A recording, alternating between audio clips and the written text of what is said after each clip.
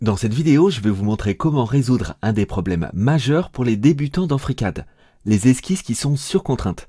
Il y a un utilisateur qui m'a dit récemment qu'il recommençait à zéro ses esquisses quand il rencontrait ce problème, mais vous allez voir qu'il y a des solutions beaucoup plus simples. On va expliquer dans cette vidéo en détail ce que sont les contraintes et pourquoi les esquisses peuvent être sur contrainte. On va voir comment réparer une esquisse qui est sur contrainte, et on va modifier un réglage de FreeCAD qui va éliminer une bonne partie des cas de surcontrainte avant même qu'ils arrivent. Bienvenue à tous sur la chaîne CADGAB. J'essaye sur cette chaîne de vous apprendre à concevoir avec FreeCAD si vous êtes débutant ou utilisateur intermédiaire. Allez, créons tout de suite une nouvelle pièce sur FreeCAD pour jouer un peu avec les contraintes. Je choisis Nouveau. Je vérifie que je suis bien dans l'atelier Part Design, ici. Je vais créer une esquisse avec cette fonction, créer une esquisse. Voilà. Je choisis un des plans de base comme support. Et je suis dans l'environnement d'esquisse. Vous voyez qu'on a automatiquement basculé dans l'atelier Sketcher, qui est l'environnement pour créer des esquisses. Je vais créer une esquisse toute simple pour commencer, avec la fonction créer une ligne, que j'ai choisi ici. Je fais un clic gauche pour créer le premier point de la ligne. Je déplace ma souris, deuxième clic gauche, deuxième point, on a créé un segment. Je fais un clic droit dans la fenêtre de travail pour sortir de la fonction. Et vous voyez que j'ai une esquisse très basique, juste un segment. Je vais ajouter des contraintes à cette esquisse. On va le faire très rapidement, on reviendra en détail sur la manière de le faire et sur les conséquences un peu plus tard. Je sélectionne ce point, clic gauche, je sélectionne cet axe, clic gauche. Les deux sont verts, donc sélectionnés, et j'ajoute une contrainte qui s'appelle contrainte point sur objet. Je fais la même chose pour le deuxième point, je sélectionne ce point, il est vert, je sélectionne cet axe, vert, point sur objet. Et vous voyez que maintenant cet axe, ce segment est contraint à rester sur cet axe. Je vais créer une nouvelle contrainte, je sélectionne le segment et je demande une contrainte d'horizontalité, contrainte horizontale. Et vous voyez que le segment devient orange. Il est surcontraint, on le voit ici, il y a des contraintes redondantes. Qu'est-ce qui s'est passé? En fait, ce segment était déjà horizontal, puisque les points extrémités du segment étaient confondus, étaient positionnés sur un axe horizontal. Donc, en ajoutant cette contrainte ici d'horizontalité, dont on voit le symbole ici, j'ai surcontraint, j'ai répété une contrainte qui existait déjà dans le système. Le système n'accepte pas d'être surcontraint, et donc il me signale qu'il y a une erreur en me mettant orange. Ça bloque en général la possibilité de continuer son esquisse, et c'est pour ça que un utilisateur récemment me disait qu'à chaque fois qu'il rencontrait ce problème, il était obligé d'effacer son esquisse et de recommencer à zéro sans vraiment comprendre pourquoi, pour pouvoir avancer. Alors, on va sélectionner ce qu'on a dessiné, tout est vert, j'appuie sur Supr, j'ai supprimé l'ensemble des éléments, et maintenant on va refaire un exemple en détaillant la manière dont sont construites les contraintes et les surcontraintes, et on va détailler les solutions qui permettent de réparer les systèmes qui sont surcontraints. Vous allez voir que il y a des choses à faire beaucoup plus efficaces et beaucoup plus faciles que d'effacer une esquisse, surtout quand l'esquisse, vous avez mis 10 minutes, 20 minutes, 1 heure à la réaliser. La solution d'effacer et de recommencer n'est évidemment pas la bonne. Alors qu'est-ce qu'on a dans notre environnement d'esquisse? On a la fenêtre de travail et ici on a l'onglet tâches, qui est différent de l'onglet modèle. Onglet modèle, on voit l'arbre de construction, mais ce qui nous intéresse, c'est vraiment les caractéristiques de la tâche qu'on est en train de faire, c'est-à-dire créer une esquisse. On voit ici que l'esquisse est vide, qu'il n'y a aucune contrainte et aucun élément créé. On va maintenant essayer de créer un carré. Il y a plein de manières de créer un carré dans FreeCAD, mais nous, on va utiliser la manière la plus basique, peut-être aussi la plus longue, mais la plus basique, et qui va nous permettre de voir en détail comment sont créés les éléments et les contraintes. On va créer 4 segments. Voilà, donc j'ai sélectionné créer une ligne, je fais un clic gauche comme tout à l'heure, un deuxième, et si on regarde un peu ce qui s'est passé, on voit que ici, je vais faire un clic droit là pour sortir de la fonction créer une esquisse, comme ça je récupère mon pointeur. On voit ici qu'un élément a été créé qui s'appelle ligne, qui est un élément ligne et qui s'appelle edge 1, ok, et qu'aucune contrainte n'a été créée. Par contre, on voit que l'esquisse, l'ensemble de l'esquisse, a 4 degrés de liberté. À quoi correspondent ces degrés de liberté? Si je prends ce plan, je peux le bouger vers le haut ou vers le bas, 1 degré de liberté, vers la gauche ou vers la droite. Ok. Même chose ici, je peux le bouger vers le haut, vers le bas, vers la droite, vers la gauche. Donc j'ai aussi 2 degrés de liberté pour ce point. Et ça définit mon système, donc 2 plus 2, 4 degrés de liberté. Donc on n'est pas encore, on n'a pas terminé de créer notre carré, loin de là, donc on va créer une nouvelle ligne. Voilà, je place un point ici, clic gauche, et cette fois-ci, si mon deuxième point, je le crée à peu près vertical par rapport au premier, vous voyez ce qui se passe près de mon pointeur? Regardez bien. Quand j'approche de la verticalité pour mon deuxième point par rapport au premier, il y a un petit symbole avec un axe vertical qui apparaît, et si je clique quand ce symbole est bien là, j'attends qu'il soit bien là et je clique, le système me crée un segment vertical. On voit aussi que le petit symbole ici est répété, ici, vous voyez, il est répété, et que, en plus de la deuxième ligne qui a été créée ici, ligne edge 2, ok, il y a une contrainte qui a été créée, une contrainte avec le petit symbole de verticalité. C'est ce même symbole qu'on retrouve ici, et qui correspond à la contrainte verticale. Ok? En fait, le système a anticipé mon besoin. Il a vu que j'étais en train de créer un segment à peu près vertical, et il s'est dit, je pense que l'utilisateur veut un segment vertical. Donc il m'a créé effectivement un segment vertical. S'il s'avère que je n'ai pas envie d'avoir un segment vertical, mais quelque chose de presque vertical, qu'est-ce que je peux faire? Je peux sélectionner ici ma contrainte, ok? Appuyer sur Supre. Je peux aussi la sélectionner ici, dans la fenêtre de travail. Je sélectionne le symbole, vous voyez, ça fait la même chose, ça sélectionne la contrainte. J'appuie sur Supre, je peux même faire clic droit, supprimer, voilà. Donc il y a plein de manières de le faire, mais en gros, je sélectionne la contrainte et je la supprime avec la touche Supre de mon clavier. Et maintenant, à nouveau, je peux déplacer ce point. On a 8 degrés de liberté, puisque on a 4 degrés de liberté pour ce segment et 4 pour celui-là. Ok? Donc ça, c'est une première manière de créer des contraintes. On se laisse guider par le système qui anticipe nos besoins et qui crée des contraintes de manière semi-automatique, on va dire. Ok? Mais je peux aussi le faire de manière manuelle.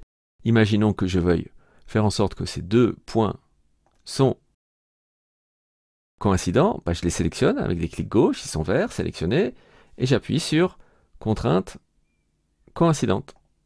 Vous voyez que les deux points sont fusionnés dans ma fenêtre de travail. Ici, une contrainte a été ajoutée. Le symbole est différent, ça correspond bien sûr à cette contrainte coïncidente. Et qu'on est passé de 8 à 6 degrés de liberté, puisque quand je bouge un des deux sommets, l'autre bouge aussi. Ok? Allez, continuons à faire notre carré. Il nous reste un petit peu de travail, vous allez voir que ça va de plus en plus vite. Je crée une ligne, à nouveau. Je me place près du point d'extrémité ici, et vous voyez qu'on me propose, si je m'approche suffisamment, on me propose une coïncidence. Ça tombe bien, c'est ce que je veux. Et si je me place pour le deuxième point proche de l'horizontale, on me propose l'horizontalité. J'accepte en cliquant. Je vais créer mon dernier segment. Je vais demander ici, utiliser la contrainte de coïncidence semi-automatique. Vous voyez, je m'approche, on me propose la coïncidence, je m'approche, on me propose la coïncidence. Voilà. Clic droit pour sortir de la fonction. Je retrouve mon pointeur de sélection. Et qu'est-ce qu'on a? On a bien mes 4 lignes, qui apparaissent ici. C'est pas mal, je peux les sélectionner soit dans ma fenêtre de travail, soit ici. Et puis, on a 5 contraintes. On a une contrainte d'horizontalité. Celle-là, elle est facile à repérer, il n'y en a qu'une. C'est celle-ci, contrainte 3. Et on a 4 contraintes de coïncidence. De coïncidence des extrémités des segments.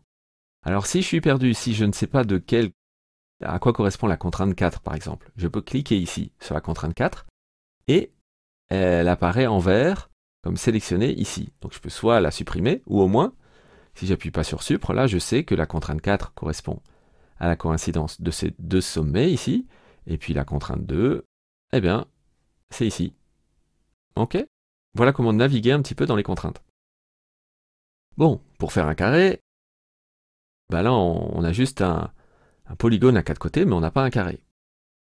Si je veux créer un carré, j'ai pas forcément besoin de cette horizontalité. Donc, je la sélectionne, puis sur Supre, voilà. Par contre, un carré, qu'est-ce que c'est?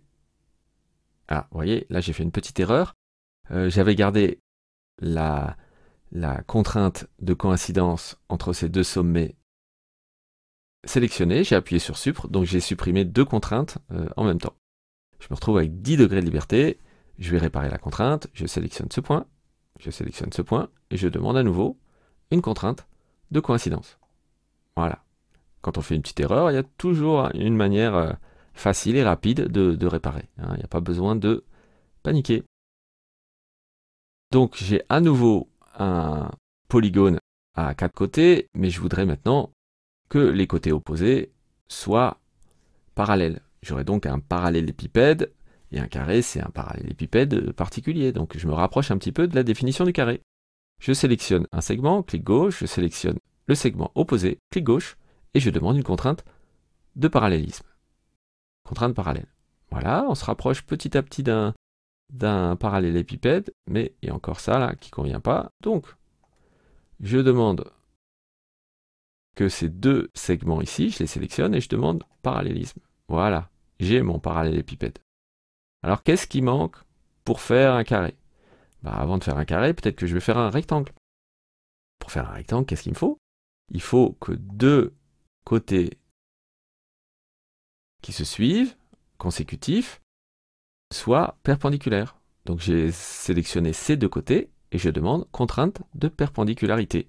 Et maintenant j'ai un rectangle. J'ai un rectangle quelconque, que je peux l'orienter un peu comme je veux, vous voyez, si je sélectionne un point, je peux le bouger dans tous les sens. Il me reste 5 degrés de liberté ici. Pas mal de contraintes. J'ai 7 contraintes qui ont été créées jusqu'à ce stade. Mais j'ai toujours pas un carré. J'ai toujours pas un carré, puisque un carré, une des manières de définir un carré, ça serait de dire que les 4 côtés sont égaux. Là, j'ai pas 4 côtés égaux. On voit que ici, j'ai des grands côtés et j'ai des petits côtés. Alors, ça ne va pas. Voyons voir si j'arrive à rendre ces 4 côtés égaux. Je sélectionne mes 4 côtés. Et j'ajoute une contrainte d'égalité. Ça me paraît logique. Et là, c'est le drame. Erreur, tout devient orange. Et ici, j'ai un petit message qui m'indique que j'ai des contraintes redondantes. Aïe, qu'est-ce que c'est? Et bien là, c'est un cas où on a trop contraint notre esquisse, comme tout à l'heure, comme au tout début de la vidéo, et on est dans un cas qui ne peut pas être solutionné par le système. Le système nous le signale en mettant tout ça en orange et en nous indiquant qu'on est dans le cas d'une contrainte redondante. Aïe, comment je vais résoudre ce problème? Alors je pourrais tout effacer, je pourrais recommencer l'esquisse, mais franchement, j'ai déjà pas mal travaillé, j'ai pas envie. Et donc, je vais plutôt utiliser les outils qui sont mis à disposition par FreeCAD pour solutionner le problème. Regardons bien. Ici, j'ai donc, vous voyez, j'avais 7 contraintes, et puis là, j'ai ajouté, en appuyant une seule fois sur le bouton, 3 contraintes. Contraintes 8, 9 et 10, qui sont des contraintes d'égalité. La contrainte 8, ici, je peux la sélectionner ici, et vous voyez, elle correspond à l'égalité entre ce segment et ce segment. La 9 que je peux sélectionner ici, en vert, on voit que c'est l'égalité entre ce segment et ce segment, et la 10, c'est l'égalité entre ce segment et ce segment. Mais plutôt que de réfléchir à quelle contrainte je vais supprimer, en fait, le système me donne la solution. Ici, contrainte redondante, le système m'indique que la contrainte 10 est redondante. Donc je clique ici sur 10, il me sélectionne cette contrainte, j'appuie sur Supre, et vous voyez, ici, la contrainte 10 a bien été sélectionnée, a bien été supprimée, pardon. Elle n'apparaît plus ici, il n'y a plus d'égalité entre ce segment et ce segment. Par contre, je suis toujours sur contraint. Et le système m'indique maintenant qu'il existe une autre contrainte redondante, qui est la contrainte 9. Je clique, tout simplement. Vous voyez, sans me prendre la tête, sans réfléchir à quelle contrainte j'ai mis en trop, le système, lui, il connaît les contraintes qui sont en trop. Donc je sélectionne, j'appuie sur ici, 9, ça me sélectionne la contrainte numéro 9, j'appuie sur Supre, Et comme par magie, je n'ai plus de surcontrainte. En 2 étapes, j'ai réussi à éliminer les surcontraintes sans même réfléchir à ce que j'avais fait de mal. Tant pis, des fois le système est tellement complexe que ça peut prendre du temps de réfléchir à la manière de corriger, mais j'utilise simplement l'outil de détection du système pour enlever les surcontraintes. Et vous voyez que je ne suis plus surcontraint. Et donc je peux continuer maintenant à retravailler sur mon carré. Qu'est-ce que je vais faire à mon carré? Pour le continuer, vous voyez, l'esquisse manque toujours de contraintes, elle a toujours 4 degrés de liberté, donc je vais par exemple sélectionner ce segment et demander une contrainte dimensionnelle. Voilà, je vais demander 40 mm. Voilà. J'ai donc maintenant un carré de 40 mm de côté. Par contre, le carré n'est toujours pas orienté par rapport à l'axe de référence. Il n'est pas non plus positionné par rapport à ça. Alors, qu'est-ce qu'on va faire? On va coller ce point et ce point comme tout à l'heure. Je sélectionne le point et l'axe et je demande point sur objet. Je sélectionne ce point et cet axe et je demande point sur objet. Vous me voyez venir, je vais créer une nouvelle surcontrainte, évidemment. Cette fois-ci, je ne vais pas contraindre cet axe, mais cet axe. Bon, maintenant, il est parallèle. Donc, si je demande à cet axe une horizontalité, contrainte horizontale, qu'est-ce qui va se passer? Vous avez compris, je suis en surcontrainte. Et vous voyez, je pourrais demander d'effacer cette contrainte. Je sélectionne ici, je fais supr, voilà. Maintenant, j'ai une nouvelle astuce à vous montrer. On peut changer un réglage dans FreeCAD et dans cet atelier Sketcher pour éviter une partie des surcontraintes. Je vous montre. Vous voyez, ici, dans l'onglet Tâches, on a la liste des contraintes, qui est bien pratique, comme on l'a vu, hein, qui nous permet de naviguer, d'en supprimer, d'en ajouter, etc., de voir à quoi elles correspondent. Et on a aussi ici des petits outils. Vous voyez, le symbole est tout petit ici, hein, mais c'est un tournevis et une clé. Et là-dedans, il y a les réglages. On voit que ce qui est coché pour l'instant, c'est contrainte automatique, mais je peux ajouter également suppression automatique des redondances. On le fait. Voilà, je clique, je vérifie que ça a bien été sélectionné. Voilà, suppression automatique des redondances. Et je vérifie aussi ici que la mise à jour automatique est bien sélectionnée. Hein, ça, c'est important. Et maintenant, si je sélectionne ce segment et que je demande horizontalité, contrainte horizontale, vous voyez qu'aucune contrainte supplémentaire, la contrainte 12, n'a pas été créée cette fois-ci. Le système m'a protégé d'une surcontrainte. Donc voilà une manière efficace de, sans trop se prendre la tête, d'éviter les surcontraintes. C'est important, je pense, hein, pour votre tranquillité d'esprit, de cocher cette option suppression automatique des redondances, même si vous avez déjà appris à supprimer les surcontraintes. Ben voilà, c'est pas mal de connaître cette astuce supplémentaire. Donc maintenant, je pense que vous êtes plus à l'aise sur les contraintes. Vous êtes capable de supprimer vous-même les surcontraintes, bravo. Et si vous voulez continuer à apprendre des astuces très importantes pour créer des esquisses, je vous conseille de visionner cette vidéo. À bientôt.